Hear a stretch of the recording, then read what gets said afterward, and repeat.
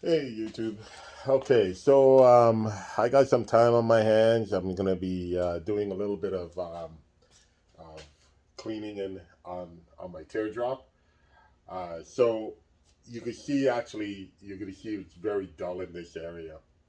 So what I'm gonna plan on doing is taking some of that dull off, make it a little bit more shiny and more uniform. I've been doing some test areas. You can actually see them like in this area and stuff like that, and it's turning out really well.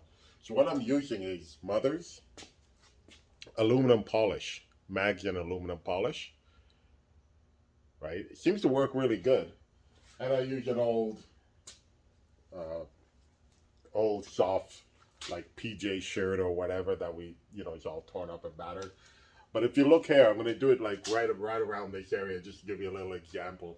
So if you turn it and you just rub it very lightly, you're going to find it that it starts turning black, and you just keep rubbing it, and then you could just wipe it off. And you may have to do it a few times, right?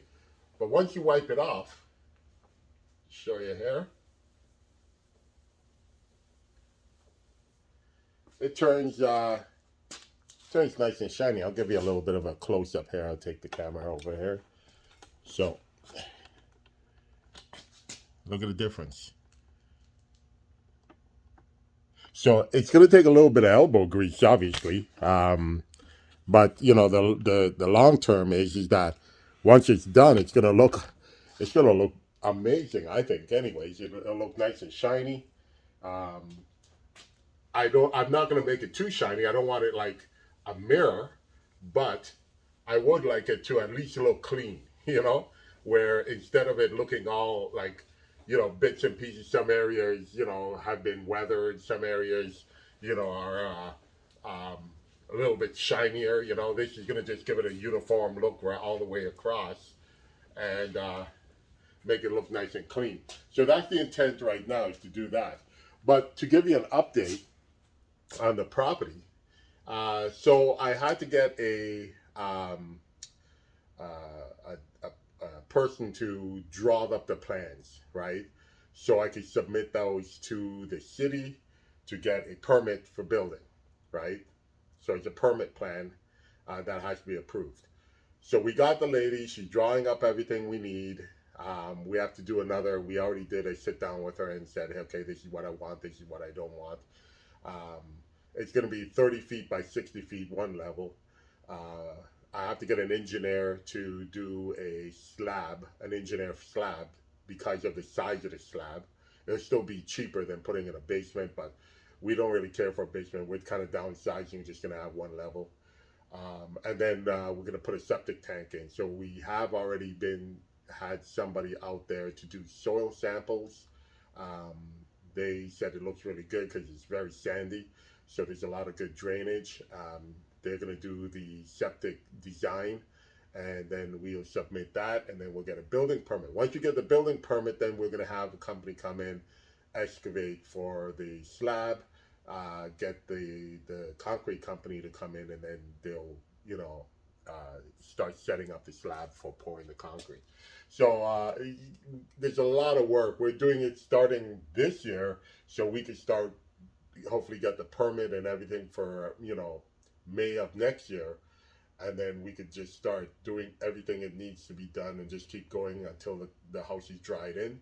Once the house is dried in, then I'm going to take over and do the installation, electrical, all that other stuff.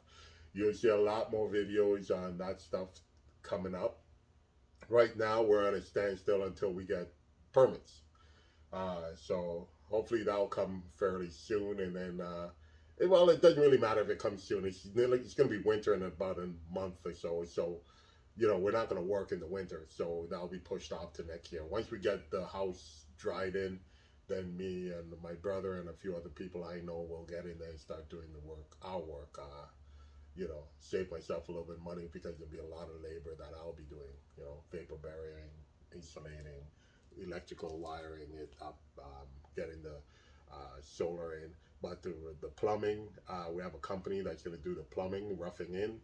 Um, the roughing in of the propane, we're going to have propane furnace, and then a wood stove fireplace, because you have to have at least an alternate way of heating your house. You can't just say, "Hey, I'm going to put a fireplace in it," and that's the only means of heating. It doesn't work like that in Ontario. So we have to follow Ontario building codes, and it's a lot of things that a lot of people don't realize is involved. A lot of people, they'll get a contractor and they'll just get somebody else to do all the work, but I'm doing all the work, the leg work, and everything like that, contacting the city. So anybody who is thinking of doing this, having a homestead, having a building, plan ahead. Don't expect that you're going to jump in there and everything's going to get done in a year. Unless you have a lot of money and you're willing to throw that money out, um, you can do it. But if I don't have that, kind of money that I could just waste getting other people to do the job that I know I can do. So I will be. I contacted everybody. I've been doing all the legwork. Basically, work of some contractors who, they basically you get them and they subcontract out, and they get somebody else out to do the work, and I'm kind of doing all that legwork. So just so you know, it's a 7 year plan. Well, it's going to be 6 years now, and at the end of maybe 3 years from now, I will have the house built, and we'll be starting our process of moving in, right? So, and then getting, that point, I'll build area for the chickens, goats, things like that I will be raising up there. I'll be doing a lot of my own livestock. Uh, um, Getting the land a little bit healthier because there's a lot of sand up there. So it's just a matter of bringing in getting rid of some sand, bringing in some soil, break the forest a lot healthier, a lot of composting. You know, Nothing that I haven't done when I was younger. Back in the day, when we lived on an island and there was volcanic, you could have a lot of healthy soil, but so much rock because virtually a volcano you're living on. um, you have to learn how to work with what you have, right? So I have a lot of ideas that I will be implementing once we start living up there. But right now, it's just a matter of getting everything the way we got the driveway in. We got the half an acre cleared. Well, not quite half an acre, about uh, zero point 0.4 of an acre.